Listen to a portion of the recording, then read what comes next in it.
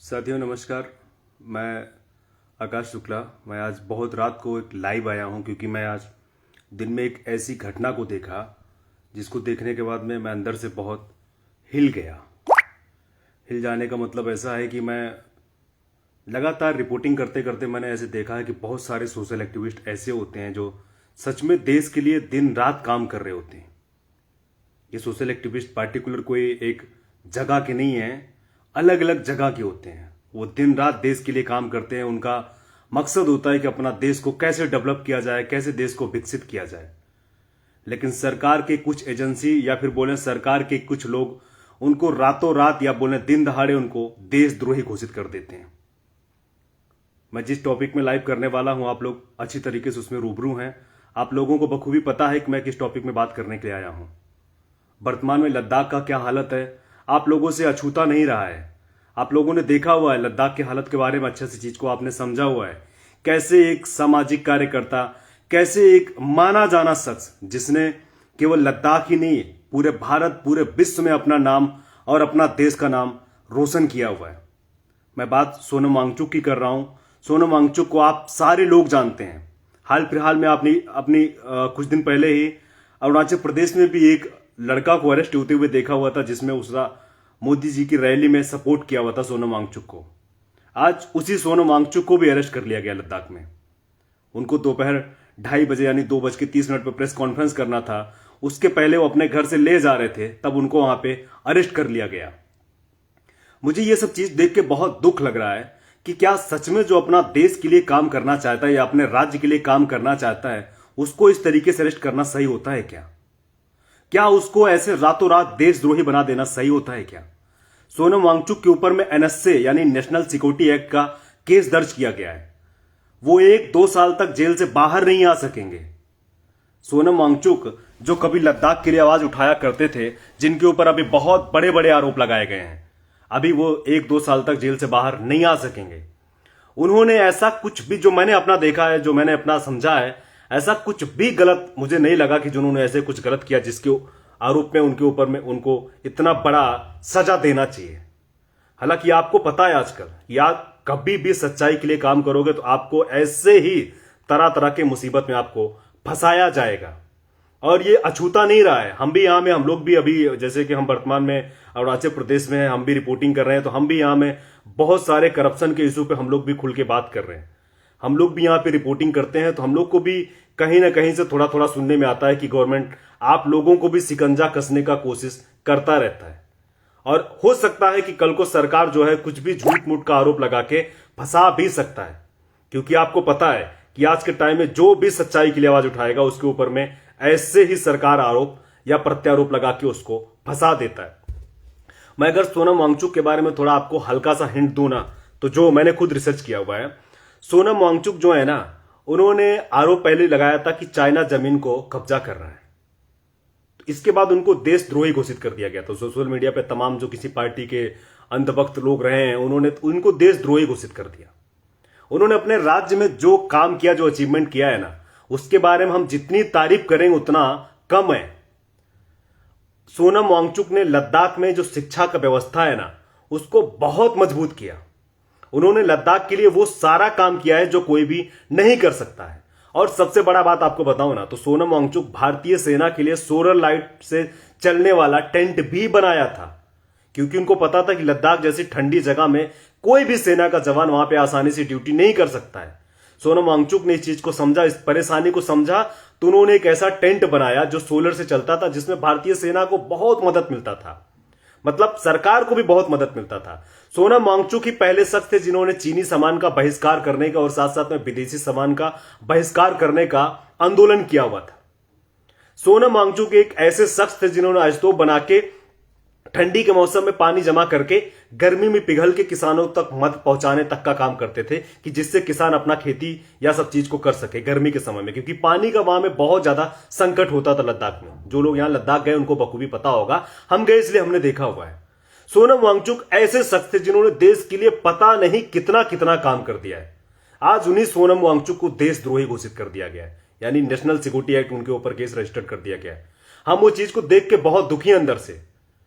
हमको ये दुख लग रहा है कि अरे हम अभी वर्तमान में जहां पे हम रिपोर्टिंग कर रहे हैं अरुणाचल प्रदेश में, यहां पे भी हमने अमूमन ऐसे बहुत सारे करप्शन देखे, हमने बहुत सारे करप्शन पे खुल के बात किया, हमने बहुत सारे करप्शन पे रिपोर्टिंग भी किया है।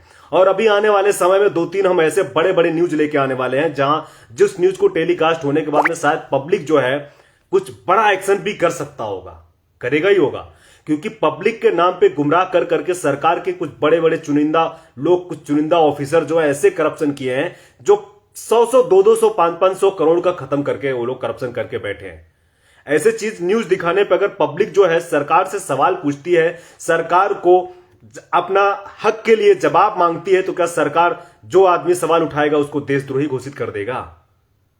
जो आदमी अपना देश के लिए, जो आदमी अपना राज्य के लिए, जो आदमी अपना घर के लिए, जो आदमी अपना समाज के लिए अच्छा काम करना चाहता है, सरकार उसको रातों रात देशद्रोही घोषित कर दे रहा है।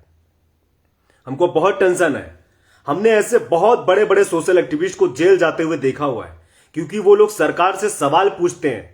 हमने बहुत सारे ऐसे बड़े बड़े जो है सोशल एक्टिविस्ट, बड़े बड़े नेताओं को जो सच बोलते हैं, उनके घर में सीबीआई, ईडी या अन्य प्रकार की जो जांच एजेंसियां हैं उनका छापा करते हुए भी देखा है। इसलिए देखा है क्योंकि वो समाज में सच्चाई का जो राह होता है ना, उसके लिए काम करते हैं।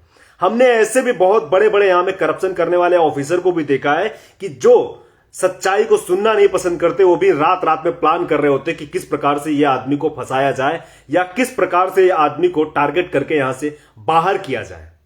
ऐसे बहुत सारी चीजें को हमने भी लगातार देखा हुआ है। और हम श्योर तो नहीं बोल सकते, लेकिन हमें भी उम्मीद है कि शायद कुछ दिन बाद, अभी हम जहां वर्तमान में हैं, यहां का भी सरकार कुछ भी आरोप लगा के हमें भी अंदर कर सकता है। ये कोई बड़ी बात नहीं है, क्योंकि हमने देखा है, हम भी थोड़ा थोड़ा इनपुट हम भी लोगों से ले रहे हैं, हमको भी थोड़ा थोड़ा खबर मिल रहा है। यहां पे सही बात करने वाले को सरकार कोई भी आरोप डाल के फंसाने में समय नहीं लगाएगा। एक बार आदमी अंदर चला जाता तो उसके ऊपर ऐसे ऐसे आरोप प्रत्यारोप लगा दिए जाते हैं कि जो सफाई देते देते उसका पूरा जिंदगी निकल जाता है। हालांकि इन आरोपों से हम भी डरने वाले नहीं हैं, और हमको भी पता है कि आप जब सच्चाई के लिए काम करोगे तो आपको जो है एक न एक दिन तो जेल तो जाना ही पड़ेगा। आजादी देश की ऐसे नहीं मिली थी। उनको भी पता था कि जो तमाम हमारे लोग थे, जो हमारे तमाम प्रकार के आंदोलनकारी लोग थे, जिन्होंने हमें आजादी दिलवाया, जिन्होंने आंदोलन करके आजादी दिलवाया, उनको भी पता था कि उनको भी जेल जाना पड़ेगा, उनको भी अपना जान से हाथ कभी न कभी धोना पड़ेगा। लेकिन उन लोगों ने उससे डरा नहीं, जबकि डट कर उन अंग्रेजों का मुकाबला किया और आज हमें आजादी दिलवाया। तो आज हम उस आजादी का फायदा उठा के हम आपके सामने सोशल मीडिया से या मीडिया के माध्यम से सच्चाई को दिखा रहे हैं। लेकिन शायद ये कुछ करप्शन करने वाले लोगों को पसंद नहीं है। आज के समय में जो भी सही काम कर रहा है, जो भी सही बात बोल रहा है, उसके ऊपर कुछ ना कुछ आरोप लगाकर उसको अंदर किया जा रहा है। सोनम वांगचुक के ऊपर में देशद्रोही का आरोप भी लगाया गया है। सोनम वांगचुक के ऊपर में विदेश से फंडिंग लेने का भी आरोप लगाया गया। हालांकि सोनम वांगचुक ने उसको अपना बिजनेस में जो है ट्रांजैक्शन को बताया, और उन्होंने ये भी चीज को बताया कि उन्होंने जो उसका टैक्स होता है, टैक्स को भी किया हुआ है। हालांकि सरकार इस बात को नहीं मानती है, सरकार का ऐसा नहीं मानना है। सरकार तरह तरह का आरोप उनके ऊपर लगा रहा है। सरकार का इतना भी मानना है कि कुछ दिन पहले वो पाकिस्तान भी गए हुए थे।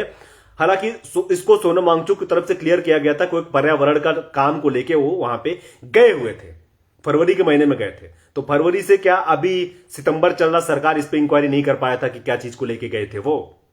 ऐसे बहुत सारी चीजें हैं।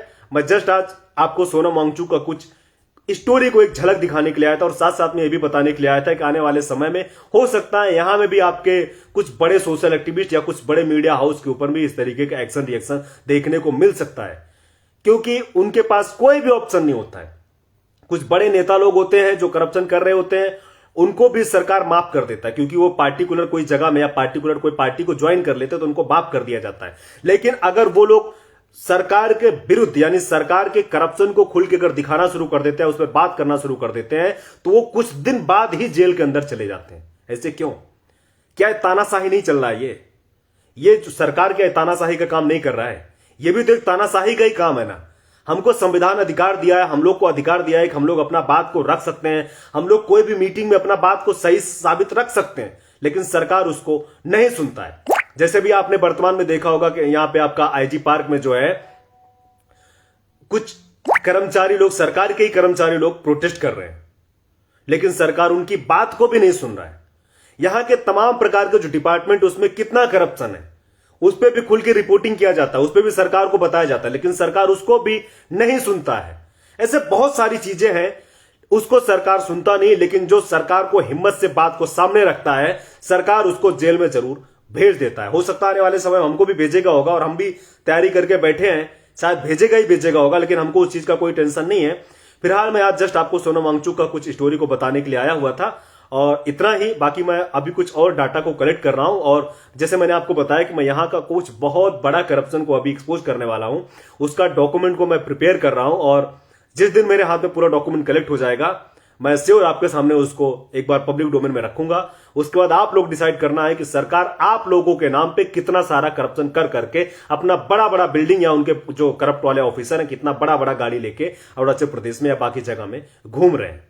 धन्यवाद। शुभ रात्रि।